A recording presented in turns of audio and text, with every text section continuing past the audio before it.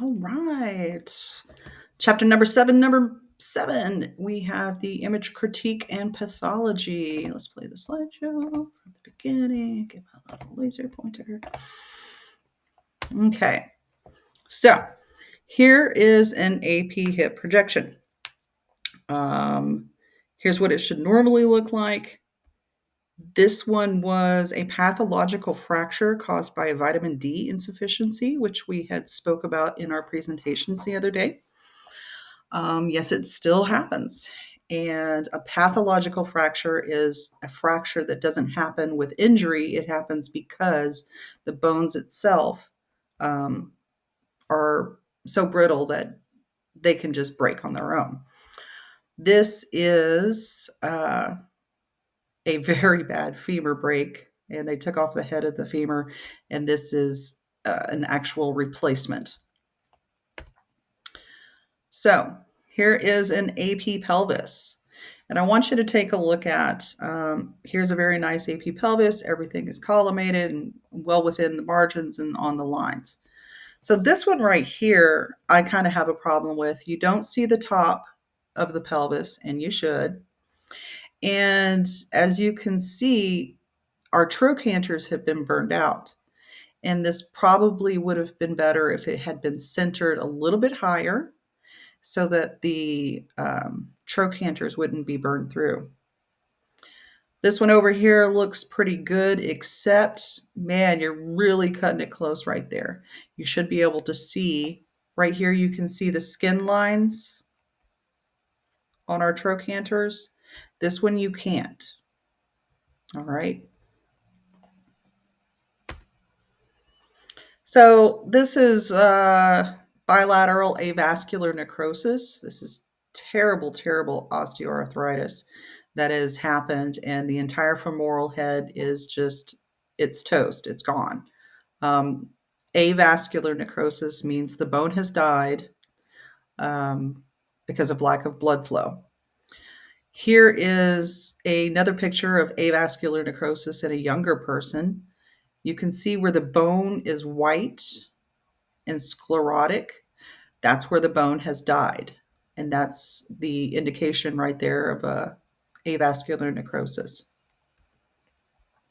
So osteomyelitis also needs to be talked about. This is a younger person right here, but taking a look at this femur in comparison to this femur, you can see that there's something wrong here. It's not the same as over here on the right-hand side. This is a bone infection, okay? So here is osteomyelitis. He has lost the entire head of the femur, and it is just, it's gone. It's sitting there. A bone infection has taken it, pretty much done away with everything. So this was an interesting case that I had found. This person had a bacterial infection that had an abscess, and they had to reset, essentially reform half of her pelvis. And the bacterial infection was an STD. Stuff happens. They only could save part of the pelvis on this side. Essentially, everything over here was taken out, including half of the femur, and it was merged up here to try and save her leg. Pretty wild, huh? Something that I wanted to talk about is gout.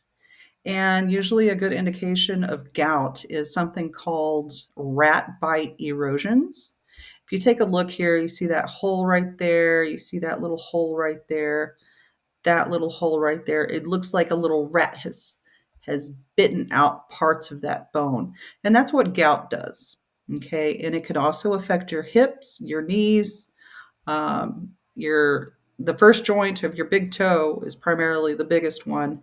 It's also over here, but you can also see it on fingers, hands, pretty much anywhere where there's a joint. So here is a picture of arthritis.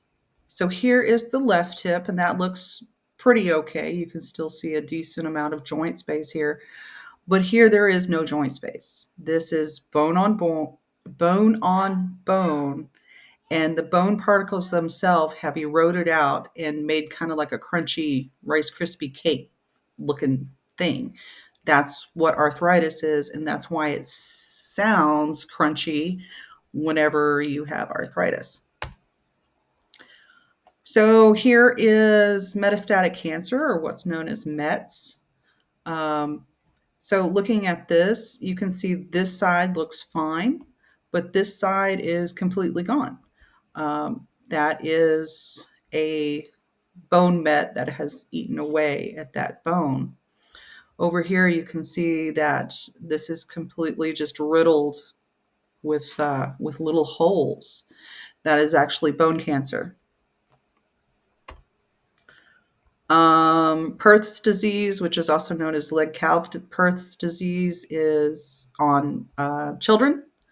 This is idiopathic, which means they don't know what causes it, avascular necrosis of the proximal femoral epiphyses. Okay, here's where it is, the avascular necrosis. So, my children are screaming. When the when it doesn't grow back together, the bones don't form correctly, and children won't be able to walk correctly. And that's pretty much it.